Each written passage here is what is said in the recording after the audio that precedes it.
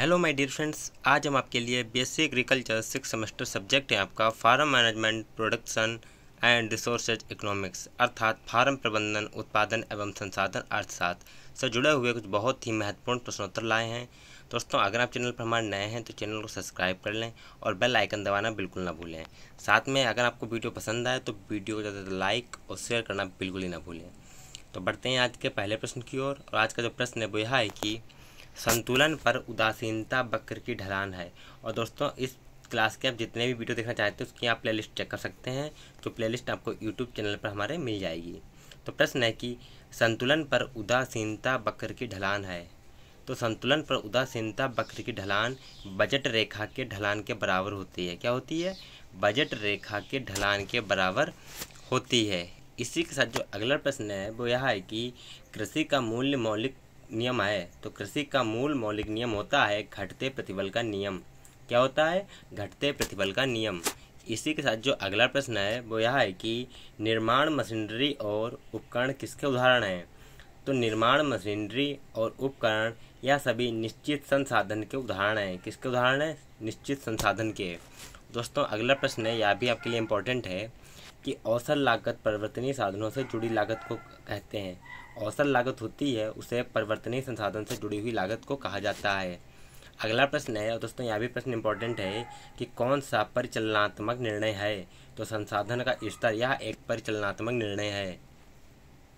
अगला प्रश्न है, और दोस्तों यह भी प्रश्न आपके लिए इम्पोर्टेंट है कि सहकारी खेती, सामूहिक खेती, पूंजीवादी खेती, राज्य खेती और किसान खेती यह सभी किसके अंदर आते हैं। तो यह सभी खेत की प्रणाली के अंदर आते हैं। इसी के साथ जो अगला प्रश्न है वो यह है कि निम्न कौन सी खेती की प्रणाली नहीं है। तो मिश्रित खेती है, यह खेती की प्रणाली के अंदर नहीं आता है। अगला प्रश्न है, और दोस्तों यह भी प्रश्न इम्पोर्टेंट है कि फसल की खेती और दुग्ध उत्पादन किसका एक उदाहरण है।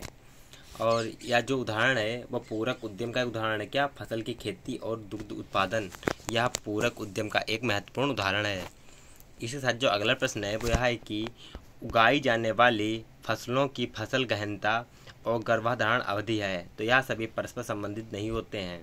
दोस्तों, अगर आप वीडियो की पीडीएफ लेना चाहते हैं तो आप हमारे टेलीग्राम चैनल को ज्वाइन कर सकते हैं, जिसकी लिंक आपको नीचे डिस्क्रिप्शन बॉक्स में मिल जाएगी, जहां आपको सभी प्रकार की पीडीएफ मिल जाएंगी और पूरे वीडियो की प्लेलिस्टें भी प्राप्त हो जाएंगी। अगला प्रश्न है कि डेयरी फार्मिंग, पोल्ट्री फार्मिंग, फसल फार्मिंग और सुअर फार्मिंग यह सब किसके अंदर आते हैं। तो यह सभी खेती के प्रकार हैं, ना कि खेती की प्रणाली।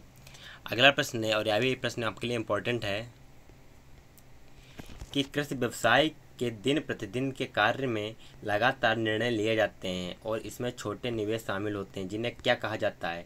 जिन्हें परिचालन निर्णय कहते हैं। क्या कहते हैं? जिन्हें परिचालन निर्णय कहते हैं। इसी के साथ जो अगला प्रश्न है वो यह है कि सिंचाई संरक्षण और सुधार कार्यक्रमों के संबंध में निर्णय इस प्रकार हैं। तो किस प्रकार हैं? वह सभी सामरिक निर्णय के अंतर्गत आते हैं। क्या? कि सिंचाई संरक्षण और सुधार कार्यक्रमों के संबंध में निर्णय जो होते हैं वह सभी सामरिक निर्णय के अंतर्गत आते हैं।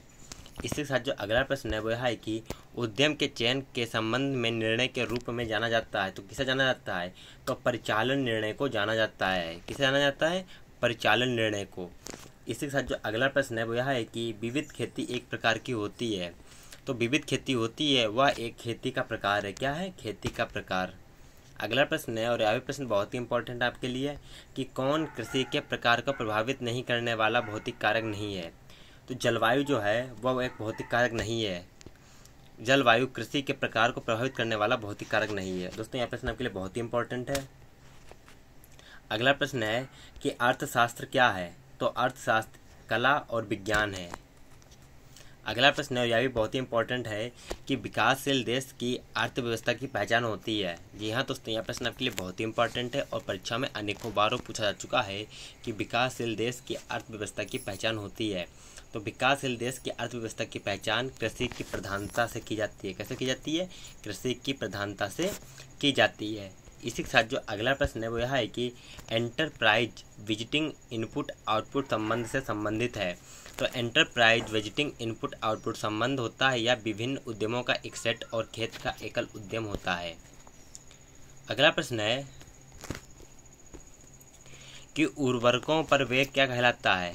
तो उर्वरकों पर जो व्यय होता है उसको परिवर्तनीय लागत कहते हैं। क्या कहते हैं? परिवर्तनीय लागत कहते हैं। दोस्तों, अगर आपको आज की वीडियो पसंद आए तो वीडियो को ज़्यादा लाइक और शेयर करना बिल्कुल ही ना भूलें। अगला प्रश्न है, और प्रश्न यह है कि कौन सा सूत्र पूंजीगत कारोबार की दर को सही मापता है। तो इसका सही उत्तर है सकल आय प्रति कुल संपत्ति गुणा 100। अगला प्रश्न है, और दोस्तों यह प्रश्न बहुत ही इंपॉर्टेंट है कि वांछित लक्ष्यों को प्राप्त करने की दृष्टि से व्यक्तिगत किसानों के विभिन्न समस्याओं के समाधान के लिए अन्य वैज्ञानिक उपवास और निष्कर्षों का समन्वय किया जाता है, इसलिए कृषि प्रबंधन है। विज्ञान को एकीकृत करना। क्या है? विज्ञान को एकीकृत करना। अगला प्रश्न है कि संसाधन आवंटन अनुपात के रूप में कृषि प्रबंधन संबंधित है। तो यह इंट्रा फार्म प्रबंधन के अंतर्गत आता है। अगला प्रश्न है, और दोस्तों यह भी प्रश्न बहुत ही इंपॉर्टेंट है कि प्रति हेक्टेयर अधिकतम उपज प्राप्त करने के साथ फार्म प्रबंधन की चिंता और प्रति यूनिट लागत पर विचार करता है, इसलिए यह है। तो यह लाभप्रदता उन्मुख है। क्या है? लाभप्रदता उन्मुख है। अगला प्रश्न है, और प्रश्न यह है कि कृषि प्रबंधन से संबंधित है। तो कृषि प्रबंधन विवेकपूर्ण निर्णय, दुर्लभ संसाधनों का उपयोग एवं लाभ अधिकतमकरण और पारिवारिक संतुष्टि से संबंधित होता है। दोस्तों, यह जो प्रश्न है आपके लिए बहुत ही इंपॉर्टेंट है, तो क्लास को बिना स्किप किए हुए पूरा देखिएगा तथा क्लास को ज़्यादा से ज़्यादा शेयर करना बिल्कुल ही ना भूलें, जिससे कि यह क्लास आपके सभी दोस्तों पर पहुंच सके और उनके लिए भी यह इंपॉर्टेंट बन सके। तो अगला प्रश्न है कि फार्म प्रबंधन प्रत्येक कृषि इकाई को उपलब्ध संसाधनों, समस्याओं और संभावनाओं में अद्वितीय मानता है, क्योंकि इसमें सूक्ष्म दृष्टिकोण है। क्या है? सूक्ष्म दृष्टिकोण पाया जाता है। अगला प्रश्न है कि कृषि योजना में शामिल है। तो कृषि योजना में कृषि बजट पहले से तैयार करना, यह कृषि योजना में शामिल है। अगला प्रश्न है, दोस्तों यह भी प्रश्न बहुत ही इंपॉर्टेंट है कि इष्टतम जनसंख्या का सिद्धांत सर्वप्रथम किसने प्रतिपादित किया था। तो इष्टतम जनसंख्या का सिद्धांत सर्वप्रथम सेडगविक ने प्रतिपादित किया था। दोस्तों, आप अगर वीडियो के सारी PDF लेना चाहते हैं तो आपको टेलीग्राम ज्वाइन कर लीजिएगा, जिसकी लिंक आपको नीचे डिस्क्रिप्शन बॉक्स में मिल जाती है, साथ में व्हाट्सएप ग्रुप की भी, जहाँ पर आपको PDF से प्राप्त हो जाएंगी। अगला प्रश्न है, और दोस्तों यह भी प्रश्न बहुत ही इंपॉर्टेंट है कि कृषि नियोजन का अर्थ होता है। तो कृषि नियोजन का अर्थ होता है कृषि बजट। क्या है? कृषि नियोजन का अर्थ होता है कृषि बजट। दोस्तों, आज की क्लास हमारी यहीं पर समाप्त होती है। मिलते हैं अगले क्लास में नए प्रश्नों के साथ। तब तक जय हिंद, जय भारत।